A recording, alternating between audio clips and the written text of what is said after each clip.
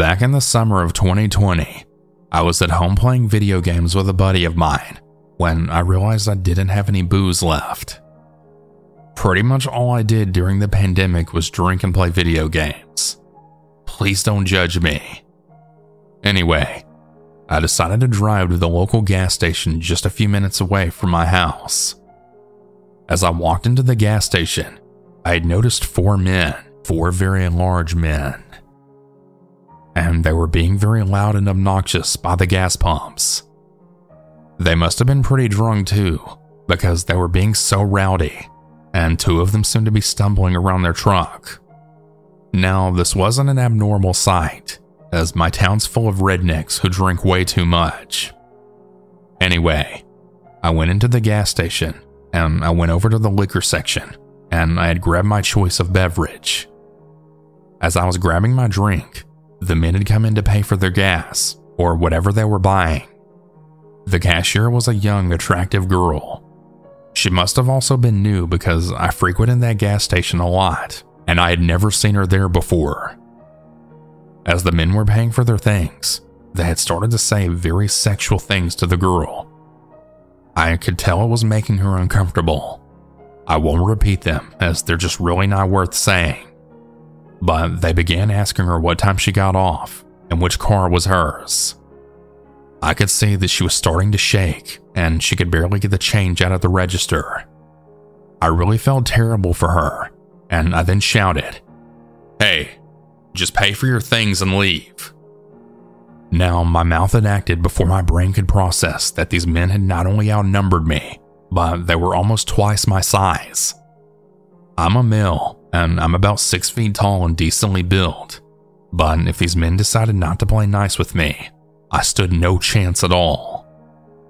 After I blurted out for them to leave, they all turned and looked at me. It was then that I realized the situation that I had just put myself in, and my heart dropped into my stomach. By the pure grace of God, they simply shot a pissed-off glance at me, nodded, and then left. I then approached the counter, asking the young girl if she was okay. She was still shaking, but she said yes. I asked her if she wanted me to call the police for her, but she said no, and that her manager was in the back. I just said okay, and I paid for my things. I looked out the window, and luckily the big rusty truck the men came from was now gone. I did a quick jog to my car, making sure they weren't parked around the corner of the building, and they weren't. I was able to make it home to enjoy some drunken video games with my friends. So fellas, if you are ever in the position to stop sexual harassment, do it. Just make sure you aren't possibly going to get your ass kicked in the process.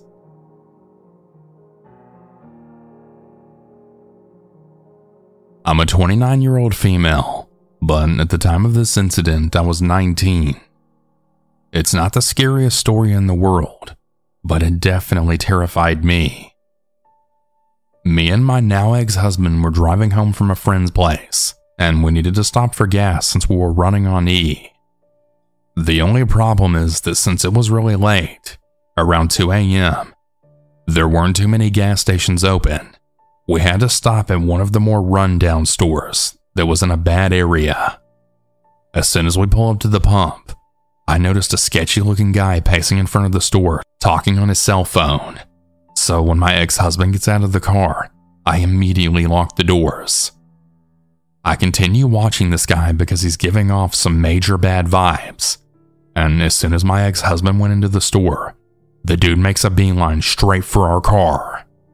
I almost pissed my pants when I saw him walking towards me, so I lunged over the driver's seat to reach my taser, which was in the door. As soon as I grabbed the taser, I knock on the window, and I turn to see this guy standing there peering right in at me with a creepy smile on his face.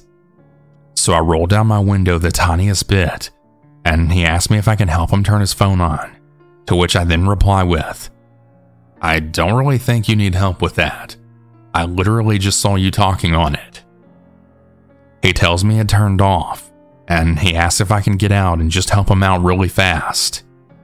Obviously, I told him no, and I told him to get away from me.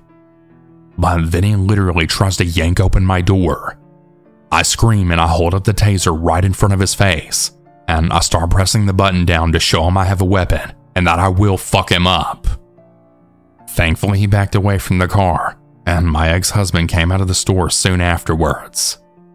I was so terrified that I actually started crying while telling my ex-husband what happened. Of course, he wanted to confront the creep, but by that point, he had taken off. We didn't end up calling the police, but we did alert the store clerk, just so she knew about the guy. I'm very thankful nothing else bad happened, but things easily could have gotten a lot worse for me. To all the ladies out there, always be aware of your surroundings and stay safe.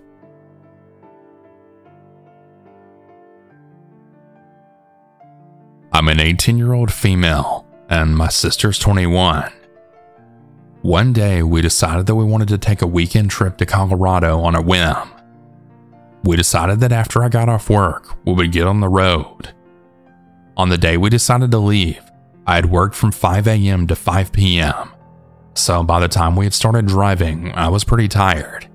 But my sister wasn't very comfortable driving at night, so I said that I would drive the full way there. We started driving from Albuquerque, New Mexico. So about 3 hours later, we got to Taos, New Mexico. We decided to take the back roads so that I could pull over to sleep when I felt like I couldn't drive anymore. Once we got to Taos, I decided to start looking for a truck stop so that I can sleep, because I felt like a truck stop would be the safest place for two young girls. We came upon a rundown truck stop that looked like it might have been abandoned. Since I had already been awake for around 15 hours, I decided that stopping there was the best option. Being that I had a broken car window and we were both young, my sister decided she would stay awake while I took a quick nap. After getting about as comfortable as you can get in the driver's seat of a compact car, I drifted off to sleep. That's when my sister shook me awake with fear in her voice, telling me we needed to leave as soon as possible. I started my car while then asking what was happening, and that's when my heart then sunk, as she pointed to a car parked about 15 feet away at a gas pump. She explained that the car parked with their lights off not too long after I leaned my seat back, and they never got out of their car. They just stared at us. The entire time I was sleeping, the person in the car just stared at us. By the time I was told the story, I was already leaving the parking lot looking for somewhere else to pull over so we could get the GPS started up again. As soon as we started driving out of that parking lot, the person at the gas pump turned on their car, still with no headlights. After following us for a bit, we pulled into a well-lit parking lot of a 24-hour store that seemed to have quite a few cars there. I think this made the other driver nervous, as they drove right through the parking lot into the night, and we never saw them again after that. The story may not sound that scary to many out there, but for me, this is probably one of the most terrifying experiences of mine to this day. I have no clue what would have happened if we stayed there any longer, or if we didn't find that 24-hour store.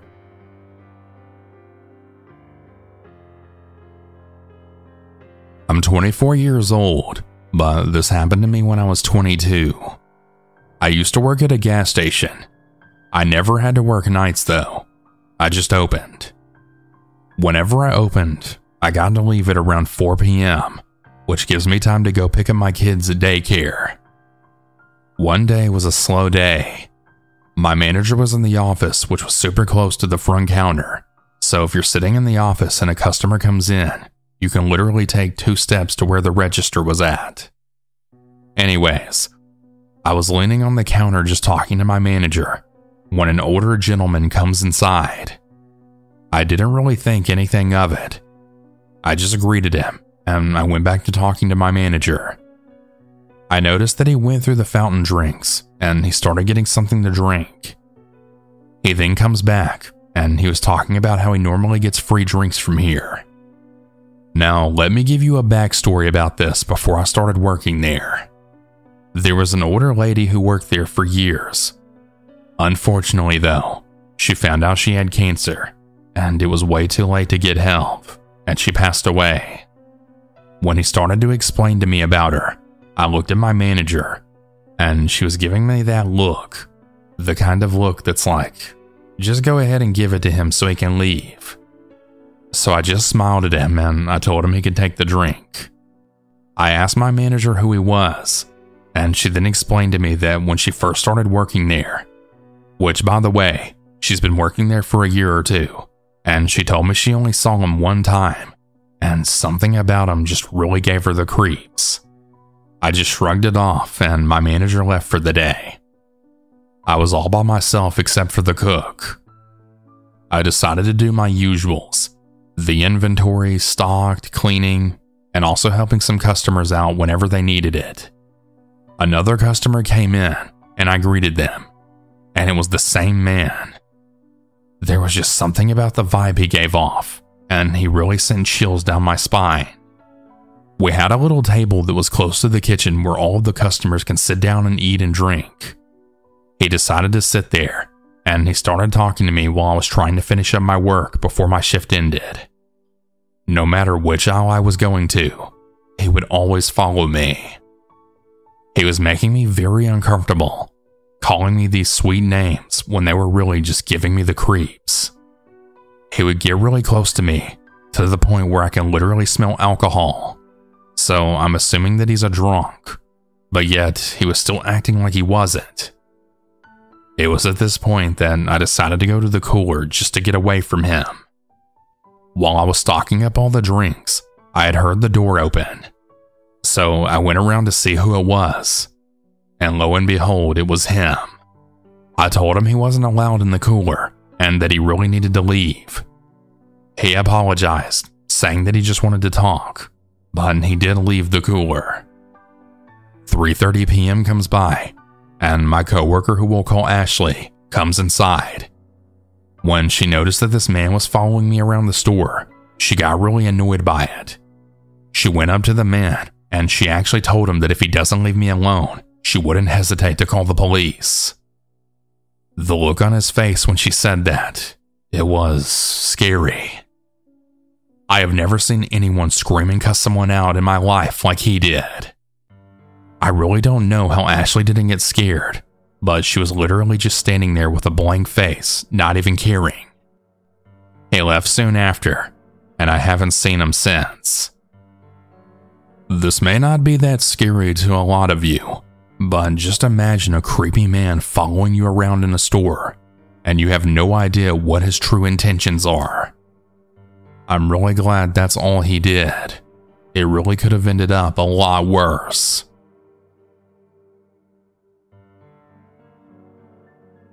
I worked at a gas station in my small North Carolinian town 10 miles from Charlotte. I was a 39-year-old wife and a mother of 3 daughters. I was a stay-at-home mom, and my daughters were all in school, and at the time, my family really needed a little extra income. The area was predominantly safe. My hours were 10 p.m. to 6 a.m. My duties were being a cashier, of course, stocking products, cleaning, doing nightly audits, and reading every Dean Koontz novel I could get my hands on. All of this by myself, I should add. The company didn't feel a need for a second person on this shift because it was really slow, but on weekends, very hectic. I handled this job like a pro. I really love seeing my regulars at night and the morning workers getting their coffee and heading to work. I was at this gas station, which was also a bit of a convenience store, for about a year. I did have the run-of-the-mill meth heads who liked their sweets, the homeless looking for freebie cigs or somewhere to charge their phone. I also had the occasional local police officers that would come in at around 12 to 1 a.m. for free coffee and bitch about their shift. On this particular night, I was reading the Dean Koontz novel Intensity. I put the bookmark in because I felt like moving around. I went around the counter to the 5-hour energy shots, and I began to organize and stock. I heard the bell above the door like I had a million times before. I had so many regulars, ranging from pizza delivery guys to EMTs. I was setting the case of 5-hour energy shots down to help this customer when I felt something cold and hard against my right shoulder blade. My first instinct was that this was a cruel prank from a regular. I turned around to say so when I was then met with a gun pointing at my forehead. It was an African American guy with a bandana on half of his face. I immediately put my hands up in shock. I looked around and I saw that there were 3 more guys in different colored bandanas with no gun, but looking nervous, and then demanding me to give all the money. I walked around the counter with this guy holding his gun right to my head and telling me, "Hurry up! Give me the money! Open the register!" I said with my hands still in the air and shaking, Yes, of course, here." And I opened up the register for him. The other 4 guys descended on this register, getting all the cash in the register. Suddenly the gunman looked at me, then said, "This register too, bitch." There was a second register that had the bare minimum for the first shift to open up with. I put in my code, and I opened that register as well. They cleaned out that one too. They then saw the safe underneath the first register, and again, the gunman pointed his gun to my temple and also demanded I open the safe. I said in a shaky voice that the safe is on a timer. If you press one button, whether it be for the $10 bills or a roll of quarters, it won't dispense again for a whole 2 minutes. The guys were all on the safe pressing buttons, while in the meantime, I'm praying out loud for God to spare me, because I have a husband and children that need me. I kept frantically saying this prayer, and the guys were all frustrated that the safe wasn't giving them what they wanted. I heard one of the guys saying, "One of you shut that bitch up!" And another said, "Just shoot her already! We already have what we need!" Right at that statement, I could literally feel I was about to lose my bladder and pee all over myself. Even though I was scared out of my mind, I was also mad as hell that this was possibly going to be where I ended up. I held in that pee, and I just watched as they started to steal as many cigarettes, wraps, and Black & Milds as they could. One of the guys then yelled, "We've been here too long. Let's go. Let's get the hell out of here." 3 of them were sprinting out the door, while one was in front of me, all while I was shaking with clenched hands praying. I looked up, and then his bandana fell down. I thought this was it for me, but he then just smiled at me, and he joined his friends. At the very same time, a woman came inside to buy a soda. They yelled at her too, pointing the gun at her to give them her purse. The lady replied back with, "I'm not giving you my purse, motherfucker!" And I thought for sure they would get aggressive. Instead, however, they seemed to just be worried about being there too long. They then ran out the door and scattered through the parking lot. I looked at the lady, then the glass door, and I could see her partner's truck sitting outside. I told her to go to her truck while I called the police. I then locked the door as soon as she was in the truck. I picked up the store's landline and I dialed 911. I ran to the stockroom and I locked that door as well. I told the 911 operator of all the details she needed, and after only a couple of minutes, she said it was safe to go to the front door for the officers, and I did just that. I unlocked the door and I immediately removed my name tag and threw it in the trash. I felt like this was finally over, and I was obviously quitting. I saw the woman customer that was confronted by the gunman just shaking, and she was rocking back and forth. I put my hand on her shoulder as she also gave her own statement to the police. I gave the officers my statement, and I called my manager. She came to the store along with CSI investigators. I had to watch myself on tape at least 3 times with the investigators. At one point, a CSI guy paused the video while the thieves were surrounding the safe and their back was turned. And he asked me, "Ma'am, why didn't you run?" "Because I was afraid I'd be shot in the back," I said. The man apologized immediately, realizing how traumatized I really was. After the police left, I continued to converse with my manager as she tried to console me. She then called her manager because she had never been through anything like this. I actually heard upper management tell her, "Oh, she'll be all right. No need for me to get out of bed for this." I literally lost it, and I told her she was a piece of shit. I eventually went home, and around this time it's 4 in the morning. I race upstairs, and I kiss all my children on their foreheads. I then went to mine and my husband's bedroom, and I went into our bathroom to wash my face.